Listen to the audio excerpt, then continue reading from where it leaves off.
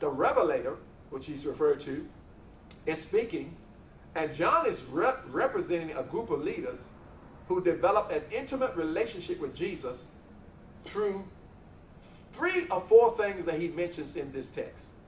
Let's go back and look at it. Notice he says, that which was from the beginning, which we have heard. Number 1, they heard it, which we have seen. Number 2, they saw it. Number 3, we have looked upon it or observed it. And number 4, our hands have handled it. I want you to key in on these 4 keys now.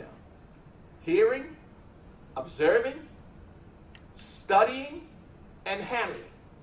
These are keys to intimacy. These are keys to communication. These are keys to intimacy in a relationship. All right? John tells us now, he says, we didn't just hear the word, but we observed it, we studied it, and we handled or practiced it. And this brought us into an intimate relationship with the Father. Again, he's telling us something key here. He's telling you and I, we didn't just sit and listen. We didn't just sit and listen. We didn't just hear it.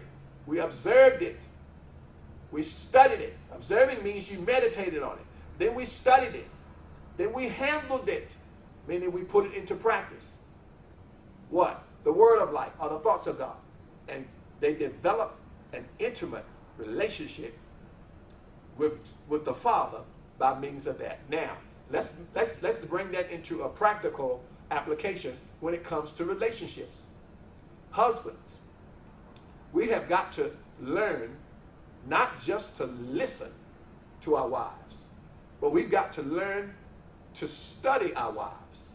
We've got to learn to meditate on the things our wives are doing, the things our wives are saying.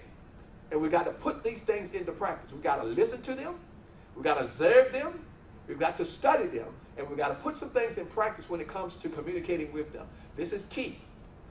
Because true intimacy is not based on presence. True intimacy is a result of being on the same realm or the same level in the realm of thought.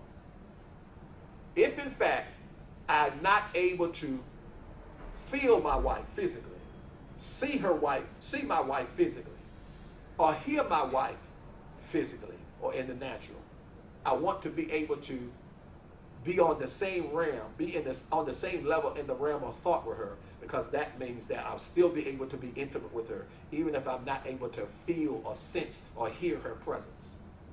If we go back to the Garden of Eden, we'll find this concept being practiced there. Intimacy with God, with Adam and Eve, was not based on presence. It was based on them hearing, observing, studying, and putting things in practice that they were receiving from God in the realm of thought. Intimacy with God means I'm in the same realm of thought with Him. I'm operating in His thoughts. I'm living out of His mind, out of His thoughts. Intimacy that's based on presence is a diminished version of intimacy. And this is the concept that we have adapted. And so many men, when you talk about being intimate, the first thing we think about is some sexual activity. And that's the concept that we have for intimacy. Even in church, people don't think that they're being intimate with God if they don't feel anything, if they don't sense anything, if they don't get any goosebumps, or they don't get any pimples, and the hair doesn't stand up on the back of the head, and all these sorts of things.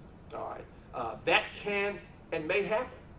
All right, because essentially what's going on is whenever you get the fire of God close to your flesh, the flesh is going to have some sensation. There's going to be some sensation from your flesh whenever you get the fire of God in close proximity to your flesh. All right? But that's not what you are after. What you are after in intimacy with God is you want to hear God.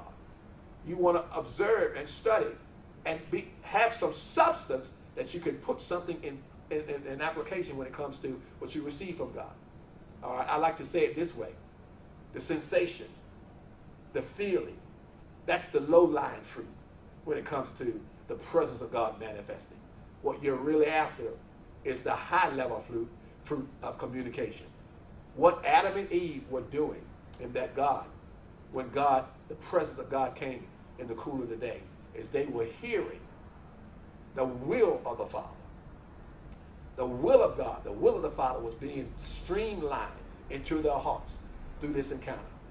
And so when they had an encounter with the presence of God, they heard the heart of God. They were able to tap into the thoughts of God. All right? That's not what's happening in a lot of what we call our encounters with God.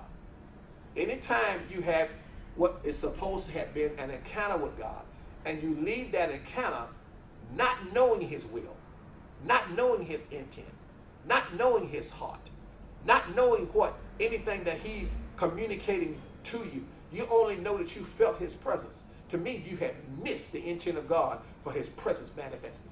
All right? Again, these are some keys that we're dealing with when it comes to intimacy. These are some keys that we need to understand and put into practice when it comes to not only our relationships and our communication with our spouses, but also when it comes to how we approach communicating with God.